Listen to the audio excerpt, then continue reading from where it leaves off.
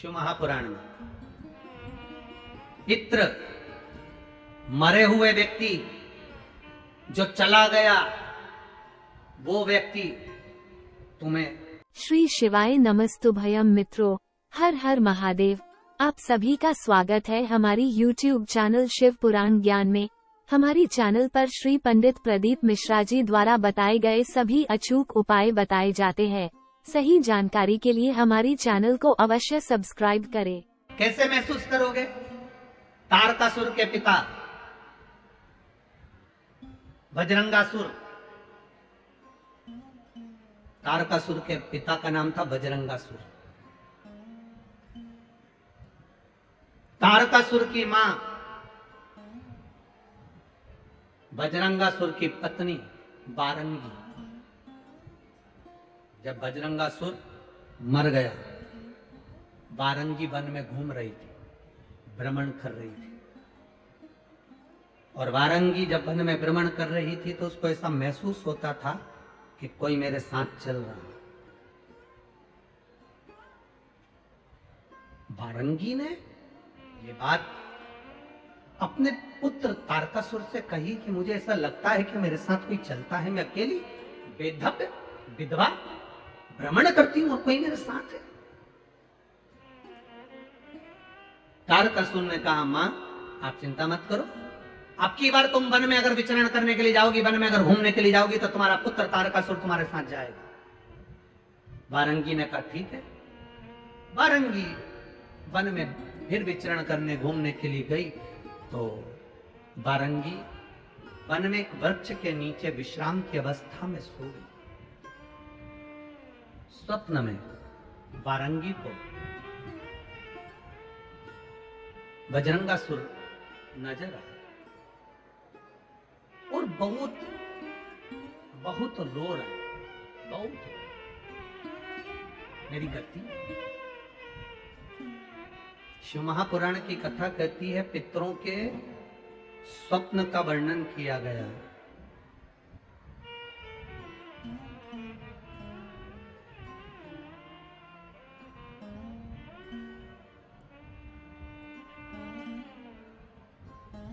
शिव महापुराण में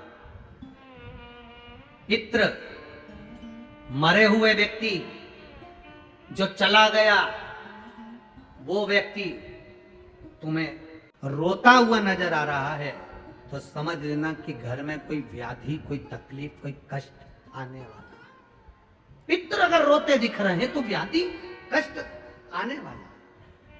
पितृ हंसते हुए नजर आ रहे हैं तो समझ लो कोई सुख की घड़ी हमारे यहां आने वाली। और पितृ स्वप्न में अगर कह रहे हैं कि मुझे भूख लग रही है, प्यास लग रही है, पानी पिला दो, भोजन करा दो, समझ लो घर में कोई बड़ी बीमारी प्रवेश करने वाली है। उस बीमारी का प्रवेश हमारे घर में हो रहा है। पितृ गए हुए जीव, पितृ घर में अगर भ्रमण करते नजर आ रहे हैं, पूरे घर में घूमते हुए नजर आ रहे हैं, छत पर, कमरे में, कक्ष पर, अपने परिंदे पर, रसोई घर में काम करते नजर आ रहे हैं, व्यापार में, व्यवसाय में पितृ भ्रमण करते, जो गया हुआ जीव है वो घूमता नजर आ रहा है। तो शिव महापुराण की कथा कहती है उस जीव को कुछ करने की जरूरत नहीं पड़ती। पितृ घूमते हुए जब नजर आते हैं, जब हमारे पितृलोक में आराम से निवास करते हैं और आनंद से रहते हैं। चार तरह के स्वप्न हैं, रोता हुआ देखना, हंसता हुआ देखना, भ्रमण करते हुए देखना, भूख और प्यास में व्याकुल देखना। इन चारों स्वप्न के लिए शिव महापुराण की कथा कहती है ये चार स्वप्न पितरों के। आप में से ऐसा नहीं कि कोई के सपने में नहीं आते। किसी को लगता है मेरे पीछे कोई आ रहा है, रात को एकदम सो रहे हो और सोते सोते भरचक नींद में सो रहे हो और एकदम तुम्हारी नींद चपट कर कोई स्वप्न देखते देखते या अचानक एकदम चटकार खुल जाए, समझ लेना कि कोई पितृ की कृपा आप पर हुई है, कोई अनहोनी होने वाली थी, इसलिए उसने जगा दिया, जगा कर तुमको चेता दिया। ये पितृ कृपा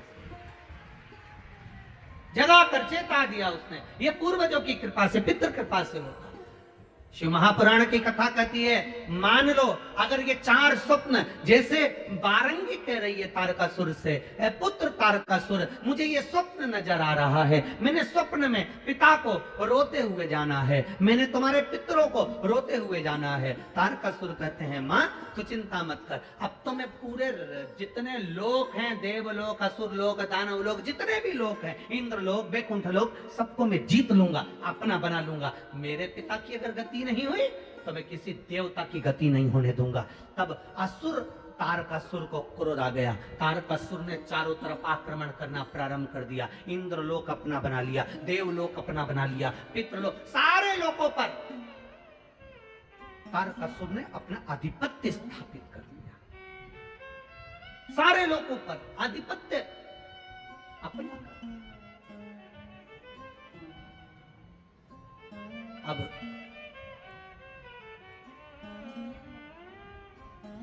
सभी लोग पर जब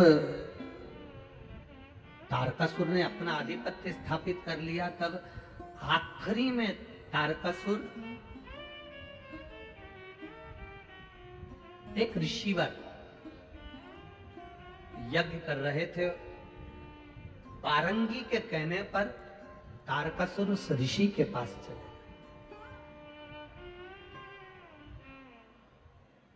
हाथ जोड़कर, तारकासुर ने अभी तक हाथ किसी के नहीं जोड़े थे, केवल वर चाहिए था तो ब्रह्मा जी के हाथ जोड़े थे, बाकी के किसी के नहीं जोड़े।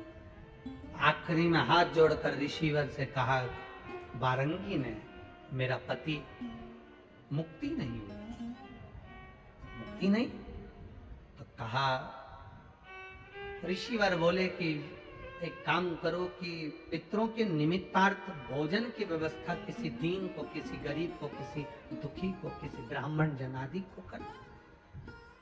अब तारकासुर अगर किसी को निमंत्रण देगा तो कोई ब्राह्मण भोजन करने आएगा क्या? जम के तो बोलो जरा।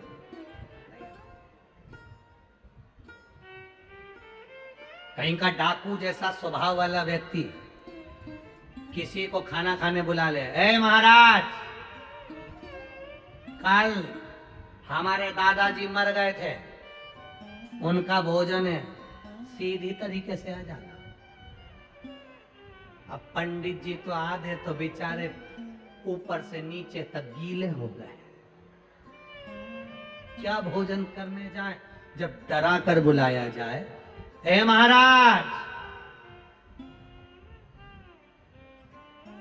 कल हमारे दादाजी मर गए थे, उनका भोजन है, तुम आ जाना सीधी तरीके से। और बोला भी ऐसा कि सीधी तरीके से आ जाना। अब घर पे जाकर पंडित जी को बुखार आ गया। पत्नी ने पूछा, हुआ क्या? क्या हुआ? उसने बुलाया है, एक तो बोलता गंदा, ऊपर से अगर जरा सी भी गलती हो जाए तो मारने काटने दौड़ता। पत्नी बोली, तुम चिंता मत करो, और कंजूस इतना कि 1 रुपया तो छाती से छूट जाए, दूसरे का उठा के लिया था। अब दुख इतना हो रहा है कि हम खाना खाने गए और हमारी धोती और कुर्ता भी ले लिया। तो पंडितायन ने कहा, तुम चिंता मत करो, तुम तो भोजन करने जाओ। चले जाऊं? हाँ।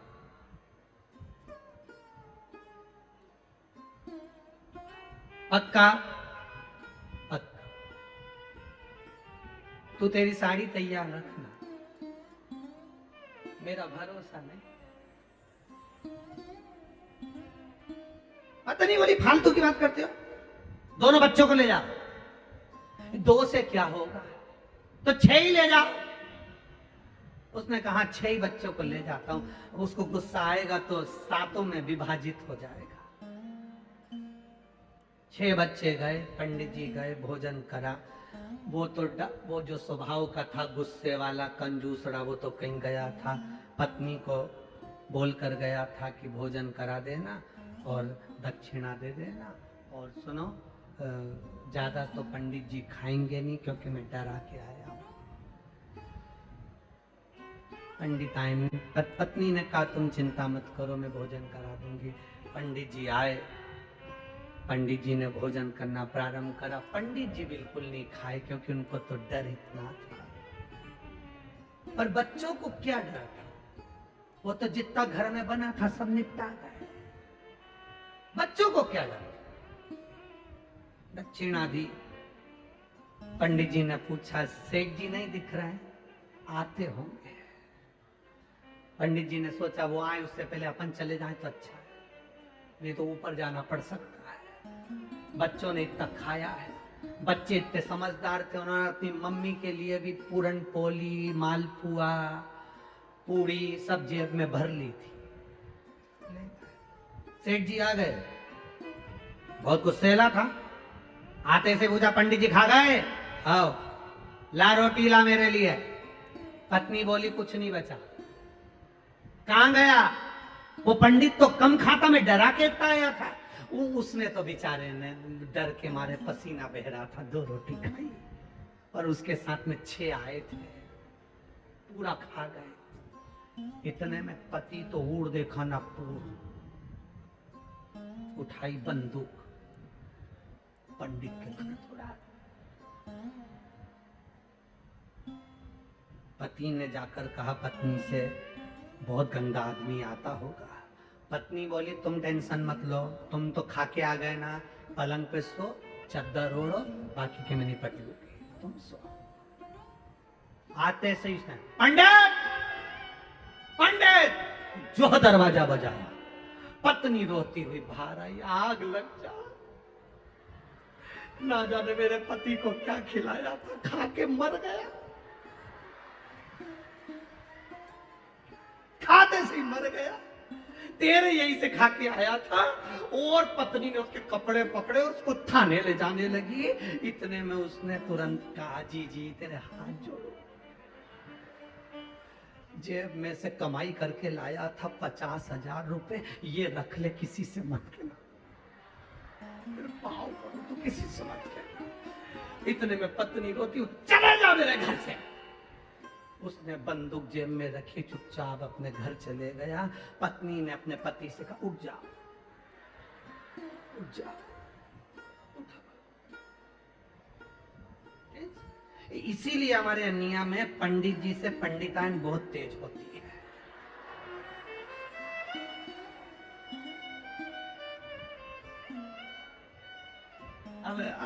अब लोग हमसे कहते, गुरुजी तुम्हारी पंडिताइन, हम कहे आके देखो, तुम भी पधारो, जानना। अब तारकासुर जैसा असुर अगर भोजन करने बुला है, तारकासुर जैसा असुर अगर किसी को भोजन करने बुलाएगा तो कोई आएगा क्या? जरा बोलो तो जम के कोटा वालों, कोई पहुंचेगा? तारकासुर जैसा असुर अगर भोजन करने बुलाए तो कौन आए? ये तो बुलाने वाले के ऊपर निर्भर करता है कि कितने प्रेम से, करुणा से, वात्सल्य से, स्नेह से बुलाया जाए तो आए। अब तारकासुर अपनी माता के कहने पर, वारंगी के कहने पर के ब्राह्मण बुला भोजन कर, अब जिसको निमंत्रण दे वो गायब हो जाए भोजन करने। तारकासुर क्या कौन आए? ना संत, ना साधु, ना गुरुजन, कोई ब्राह्मण जन, कोई भोजन करने नहीं। कौन भोजन करे? अब तारकासुर करे तो करे क्या? और पितरों के निमित्त, देवताओं के निमित्त भोजन कराना जरूरी है। अपने पिता बजरंगासुर के लिए भोजन कराना जरूरी है, और उसको पितृलोक में स्थान दिलाना जरूरी है। तो करे तो करे क्या? कोई भोजन करने आए? महाराज बड़ा कठिन।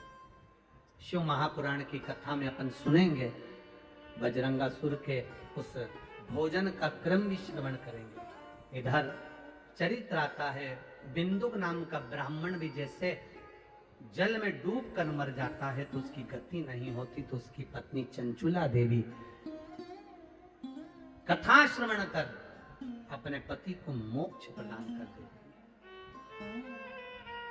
चंचुला मुक्ति दे। अगर आपको यह वीडियो पसंद आया है तो कृपया वीडियो को लाइक करें, कमेंट करें और हमारी चैनल को सब्सक्राइब करें। श्री शिवाय नमस्तुभ्यम।